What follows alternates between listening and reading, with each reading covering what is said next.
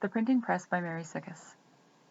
A book is only in the first place a physical object, a collection of sheets of paper or other substance, blank, written, or printed, fastened together as to form a material whole. It is widely believed that the invention of the book coincided with the invention of the printing press. This, however, is not correct, and in fact, according to Christopher Keep, Tim McLaughlin, and Robin Parmar, the creators of the Electronic Labyrinth, the practice of the printed book dates back before the Diamond Sutra, which was produced in China in 868 CE, the earliest dated printed book. It was not until almost 6 centuries later that block printing made its way to Europe, and it was some time after that when Johannes Gutenberg invented movable type in various widths, and combined this new technology with old, including block printing, parchments, inks, and a hand press, to create the printing press, which changed the literary world forever. It is impossible for us to truly imagine or reconstruct what life was like prior to the invention of the printing press. In the words of Elizabeth Eisenstein, reconstruction requires recourse to printed materials, thereby blurring clear perception of the conditions that prevailed before these materials were available. As a society, we understand that the printing press changed the quality, quantity, and distribution of written texts enormously, and one could say, as Francis Bacon did, that movable type and the printing press indeed changed the appearance and state of the whole world.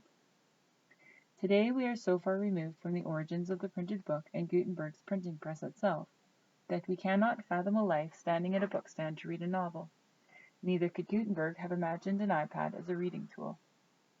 As J. David Bolter points out, Gutenberg might well have been appalled at the thought of someone taking his beautiful folio-sized Bible to bed. Prior to the invention and development of the printing press, written materials were produced by either the church or the court, and literacy was a privilege granted to clergy in the upper class. In this way, the church played an important role in the regulation of information. Who was given the privilege of being literate, as well as what was read, was strictly controlled. Books were incredibly expensive to make, and as they were created by hand in places like medieval monasteries, the process was extremely time-consuming. Monastic scribes would copy manuscripts for hours each day, and professional scribes were hired to copy books as the demand grew greater. In reference to both the work of Harold Innis and Plato's Phaedrus, Neil Postman draws attention to the knowledge monopolies created by important technologies, and the fact that those who cultivate competence in the use of a new technology become an elite group that are granted undeserved authority and prestige by those who have no such competence. As the church and upper class held the key to literacy, an elite was created and maintained based on the literary technology and controlled competence of the time.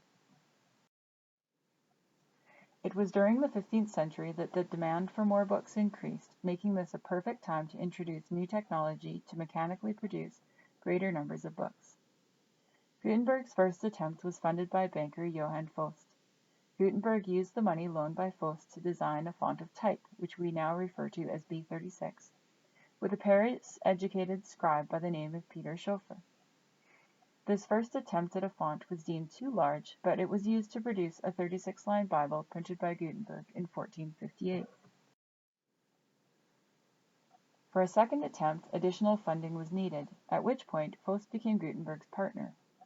During this second attempt, Gutenberg and Schoeffer developed a 42-line type, now referred to as B42 type, which was used to produce the 42-line Bible, which we know today as the Gutenberg Bible. The technology of book printing spread rapidly. As the demand for printed books continued to grow, printing workshops were established throughout Europe. By the 1470s, printing presses were being used in most countries in Western Europe, and by the end of the century, every major city in Europe had a printing shop of some form.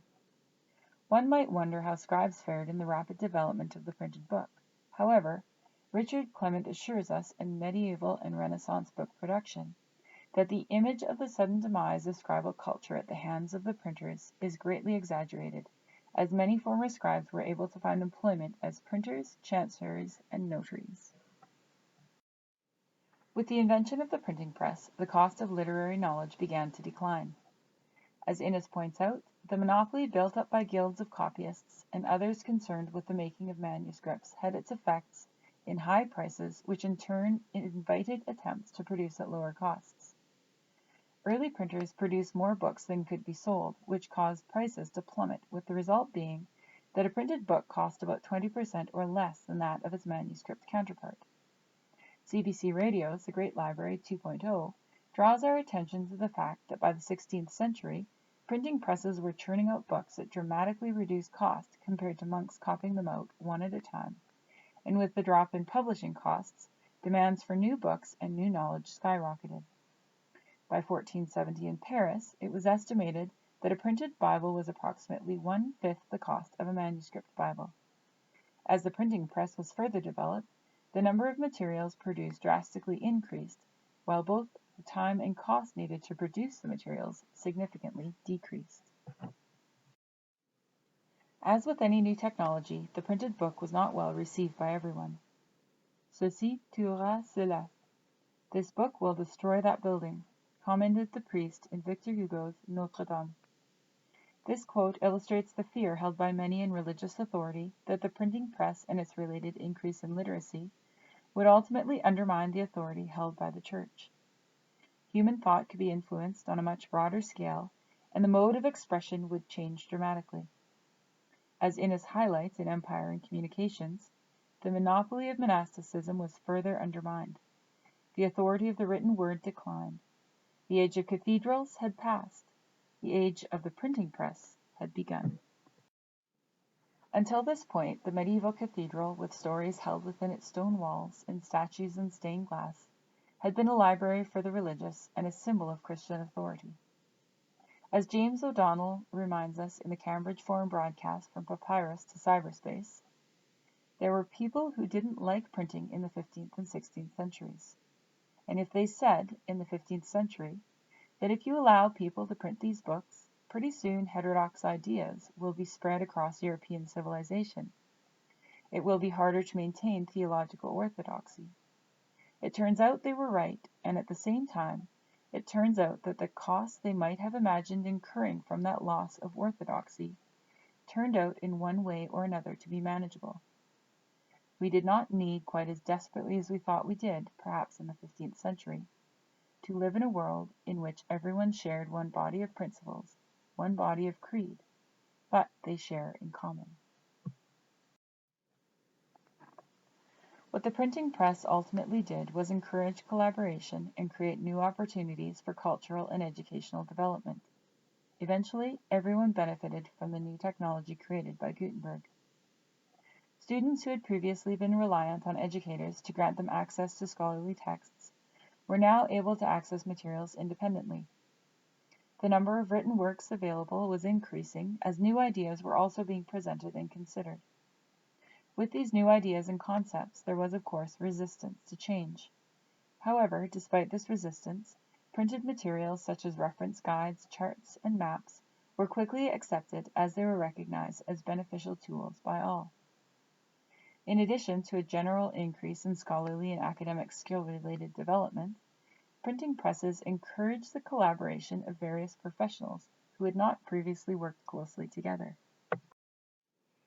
Eisenstein draws our attention to the fact that professors and printers began to engage in fruitful collaboration almost as soon as the new presses were installed.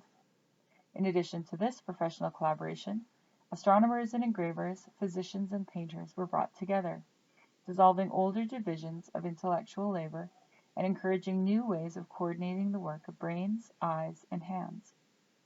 As the availability of printed books increased and they became more affordable to the general public, the demand for books printed in languages other than Latin increased. Printing establishments began to print books in common languages rather than limiting works to scholarly Latin as had been the common practice, which meant socio-economic groups who had never before been given access to written materials were now able to access text. As Elizabeth Eisenstein points out, indeed Latin-reading professional groups profited from new kinds of book learning just as much as did untutored artisans. This in turn meant that literacy became accessible to more than the religious order and the upper class. Eisenstein states that insofar as the vernacular translation movement was aimed at readers who were unlearned in Latin, it was often designed to appeal to pages as well as apprentices, to landed gentry, cavaliers and courtiers, as well as to shopkeepers and clerks. Literacy became an increasingly attainable skill and ultimately was no longer a privilege granted only to an elite group. Over the course of centuries, literacy has been transformed through the development of numerous technologies, though never more so than with the invention of the printing press. Our understanding of literacy has been shaped by this extraordinary invention, and even as we continue to develop technologies at an ever-increasing rate, we cannot underestimate the power of the printing press on literary history and its development of literacy as we know it. In the words of John Culkin, "We shape our tools, and thereafter they shape us."